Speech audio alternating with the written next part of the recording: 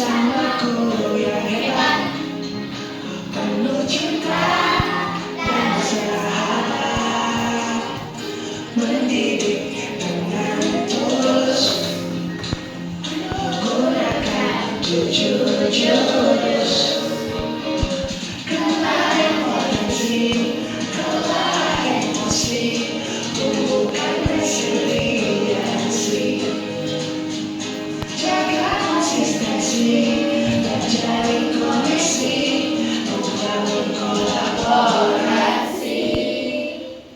Selamat datang Pendeka. Selamat datang di Gunung Merapi. Di sini kita akan belajar mengenai jurus kedua, yaitu kelola emosi. Kendalikan emosinya agar emosi tidak mengendalikanmu. Nah, di sini kita akan bermain kertas, ya. Nanti akan ibu simulasikan apa ceritanya, ya. Nanti kalau ada ceritanya yang misalkan perasaannya emosi, boleh. Yang pertama, kalau misalkan keadaannya stabil, boleh dielus-elus kertasnya. Berarti rasanya senang. Kalau misalkan ada situasi, misalkan lagi apa? Lagi senang diusap, lagi kesal diremas, boleh diremas. Kalau misalkan lagi marah, silakan disobek kertas. Ya, petunjuknya ada 3. Kalau misalkan senang dengan situasinya, dielus. Kalau misalkan situasinya marah, silakan diremas kertasnya. Ya, kalau misalkan situasinya marah, silakan disobek. Ya, silakan.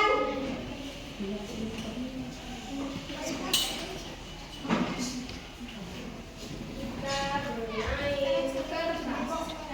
Itu Bapak Ibu menyuruh berangkat ke sekolah mengendarai sepeda motor. Bahan ajar yang sudah disiapkan Hatsi digantung di motor. Namun beberapa meter sebelum sampai ke sekolah, motor mendadak mogok karena kehabisan bensin. Dengan susah payah, Bapak Ibu guru mendorong motor hingga sampai ke sekolah. Nah, bagaimana perasaan ibu? Silakan disimulasikan di kertas ini. Ya, anggap itu diri anak-anak ibu. Ketika berangkat, motornya mogok kehabisan bensin. Bagaimana perasaannya? Biasa saja. Kalau biasa senang, silakan dielus. Kalau misalkan marah tadi, diremas kertasnya. Ya, kalau kesal, kalau marah disobek. Nah, oke. Tak lama kemudian, ada seorang bapak mengetuk pintu kelas. Bapak Ibu membuka pintu dengan menghampirinya.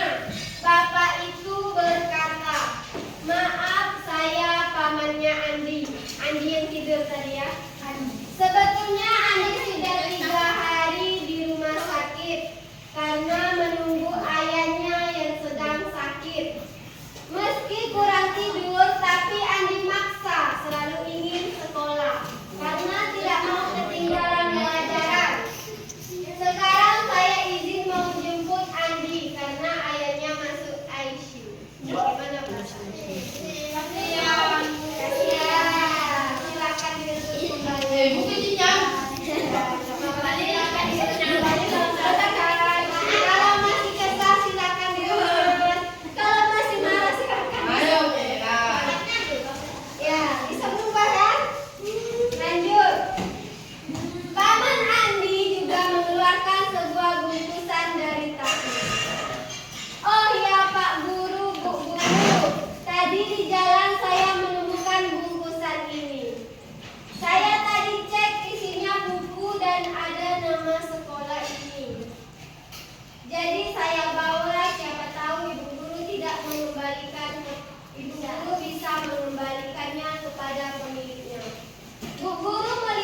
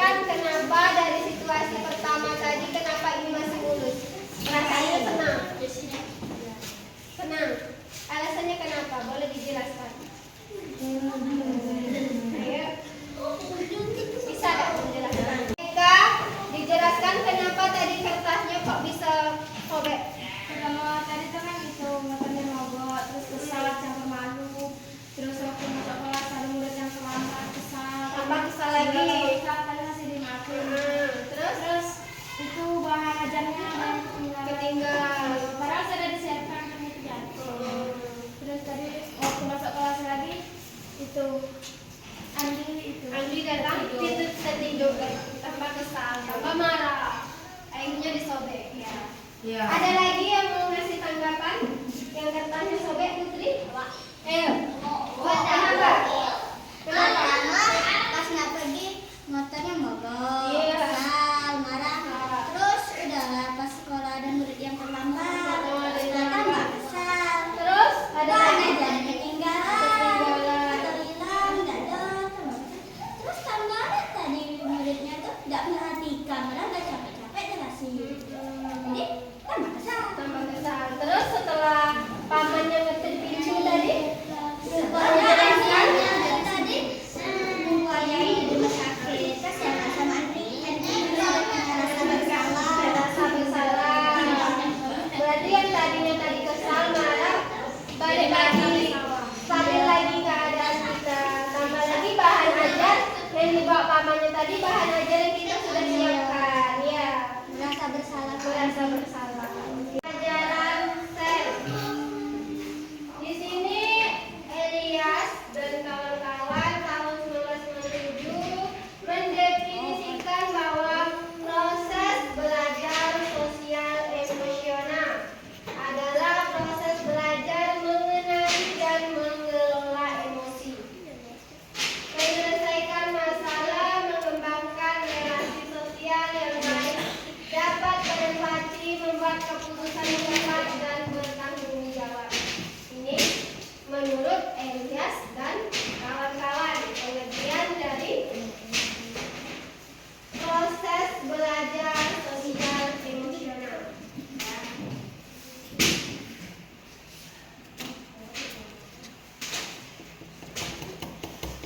Yang kedua ada mengenali peta emosi.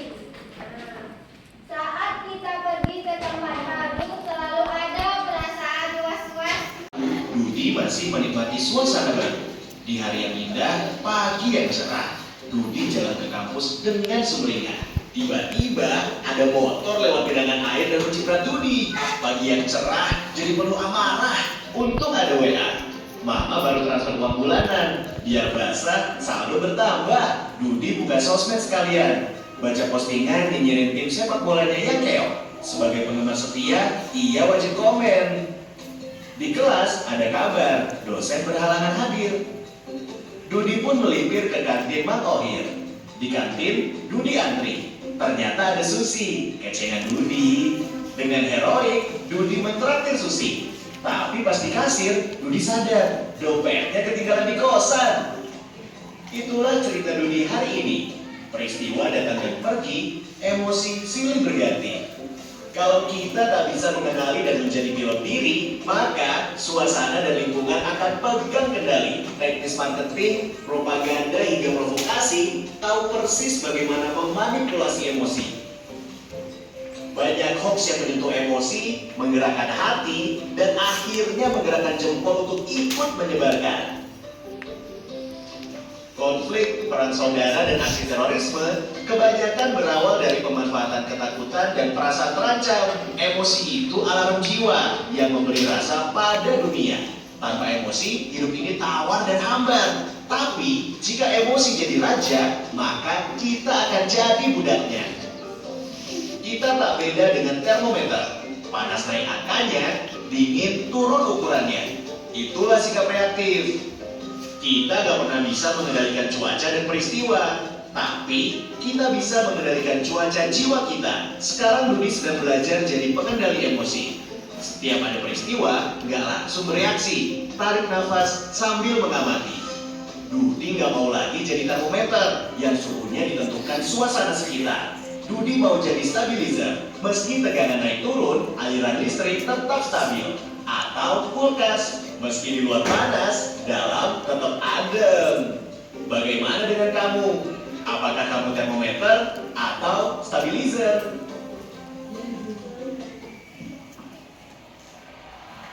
Buat otak di tangan, minta anak untuk mengepalkan tangannya dengan ibu jari berada di dalam. Ibu jari di dalam.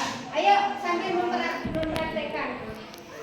Terus Ini adalah representasi otak mereka saat emosi sedang terkendali, di mana korteks prefrontal jari-jari menutupi akhir kepala ibu jari. ini dalam keadaan